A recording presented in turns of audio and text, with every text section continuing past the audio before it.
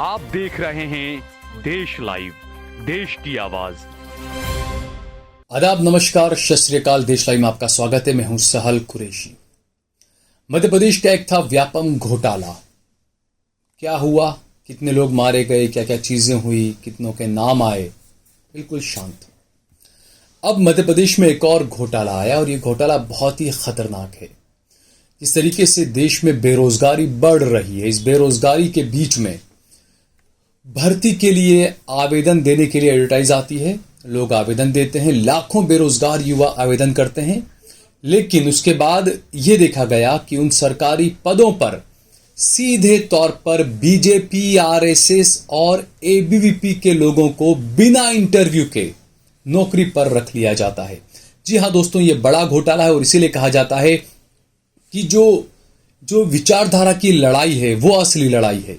क्योंकि मान लीजिए अगर कोई ये कहे कि भाई अब मोदी जी हार जाएं, राहुल जी आकर बैठ जाएं या कांग्रेस पार्टी आकर सरकार में आ जाए, लेकिन ये लड़ाई इतनी आसान नहीं है। अगर कांग्रेस सत्ता में आ भी जाती है तो सिस्टम के अंदर जिन आरएसएस और एबीवीपी और जो लोगों को बैठाया गया है वो आने वाले कई सालों तक किस तरह का नुकसान पहुंचाएंगे, ये कोई कुछ नहीं कह सकता है। इस खबर पर हम बात करेंगे, लेकिन उससे पहले अगर आपने हमारा चैनल देश लाइव सब्सक्राइब न किया हो तो हमारे चैनल को जरूर सब्सक्राइब कर लीजिए। और इसके अलावा सोशल मीडिया के तमाम प्लेटफॉर्म्स पर, फेसबुक पर, ट्विटर पर, इंस्टाग्राम पर आप देश लाइव के पेज को जरूर फॉलो कीजिए। सहल कुरैशी और सहल कुरैशी ऑफिशियल के पेज को भी आप जरूर फॉलो कीजिए।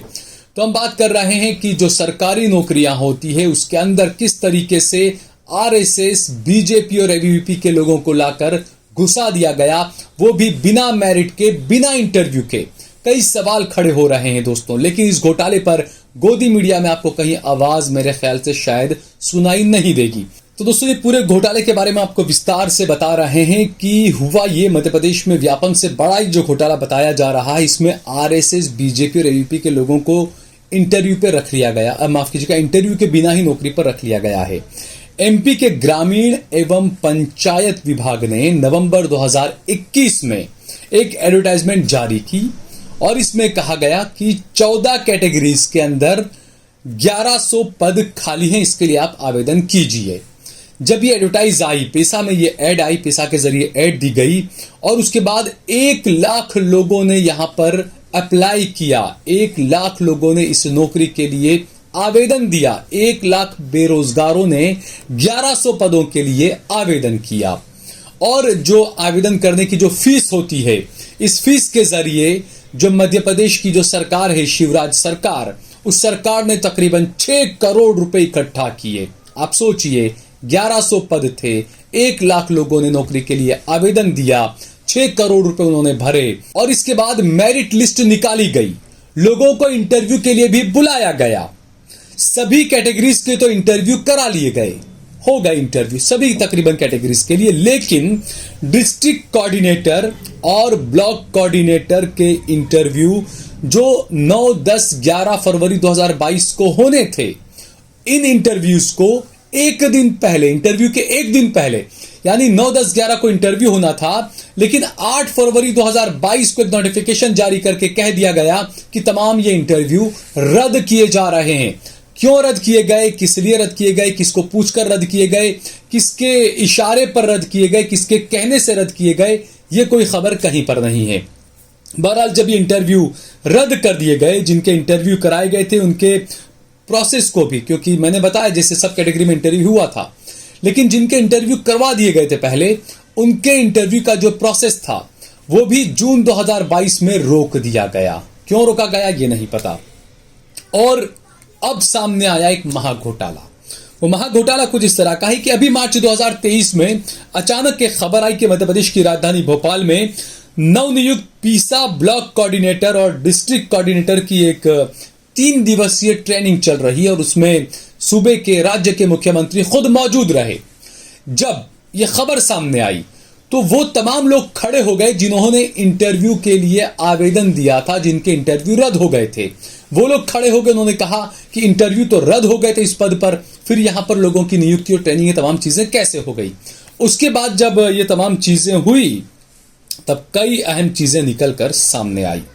जब उन्होंने इंटरव्यू कैंसिल कराए जाने के लेकर सवाल उठा, इस बात का जब उन्हें पता चला तो पता चला कि राज्य सरकार ने एमपी कॉन के माध्यम से 14 डिस्ट्रिक्ट कोऑर्डिनेटर और 74 ब्लॉक कोऑर्डिनेटर की नियुक्ति कर दी है।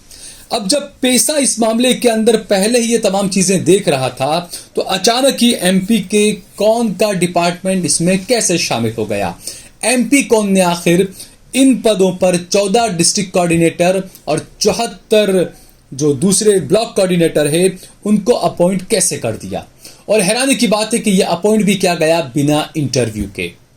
और उससे बड़ी खतरनाक बात यह है कि ये जो 14 डिस्ट्रिक्ट कोऑर्डिनेटर और 74 जो ब्लॉक कोऑर्डिनेटर हैं, ये तमाम वो लोग हैं जिनका ताल्लुक सीधे तौर पर, मोड़ के ऐसे वैसे नहीं, सीधे तौर पर आरएसएस, बीजेपी और एबीवीपी से है दोस्तों। जी हां, बिना इंटरव्यू के। अब जिन लोगों ने यहां पर आवेदन किया था, जिन लोगों ने इंटरव्यू दिए, उन सबका क्या। अब कुछ लोगों के मन में सवाल उठ रहा होगा कि सरकार ने कुछ और किया होगा, तो हम आपको कुछ सबूतों के साथ बताते हैं कि किस तरीके से घोटाला किया गया। कुछ बातें हमारे पास में है, कुछ जानकारियां हैं, वो हम आपके पास आगे रखेंगे।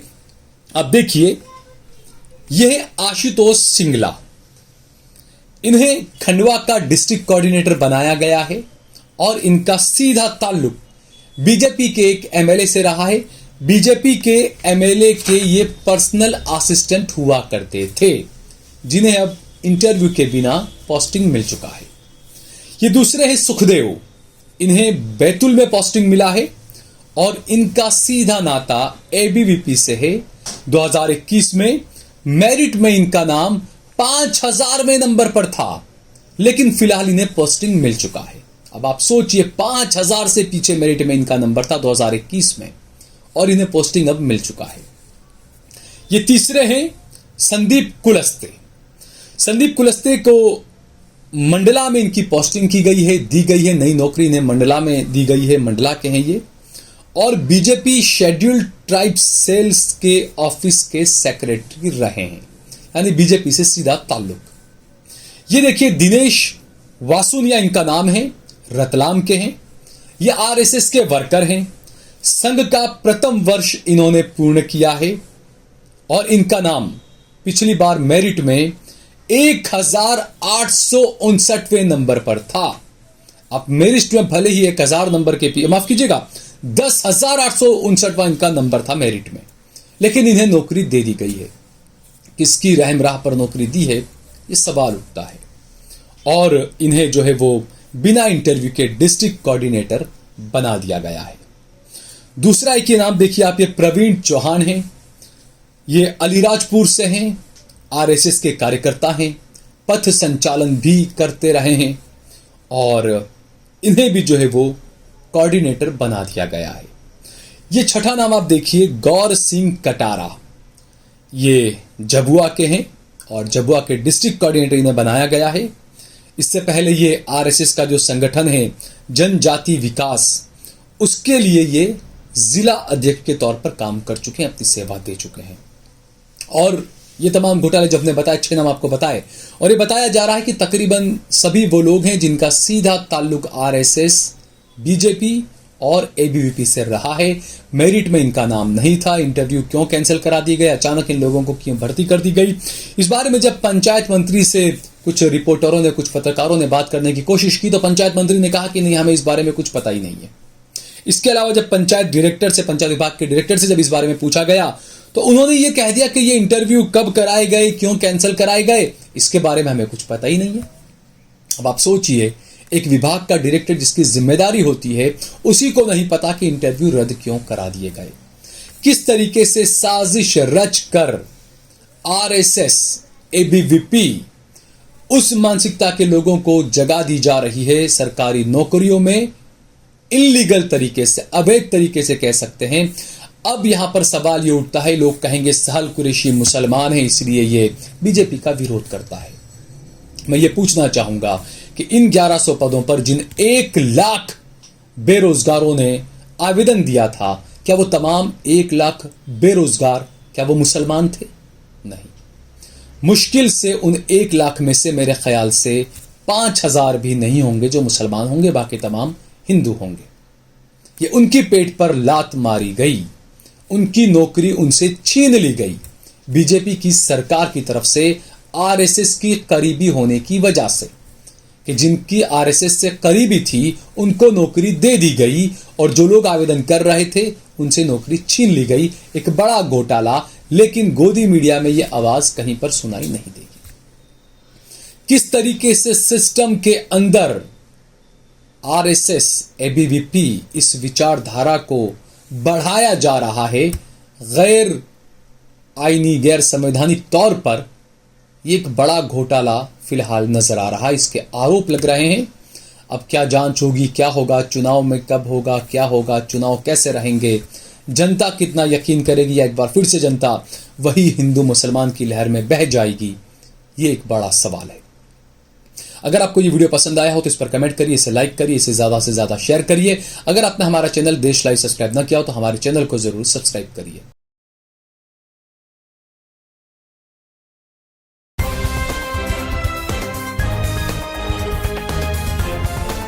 देश और दुनिया की तमाम छोटी और बड़ी खबरों के लिए हमारे चैनल को सब्सक्राइब करना न भूलें और बेल का बटन जरूर दबाएं।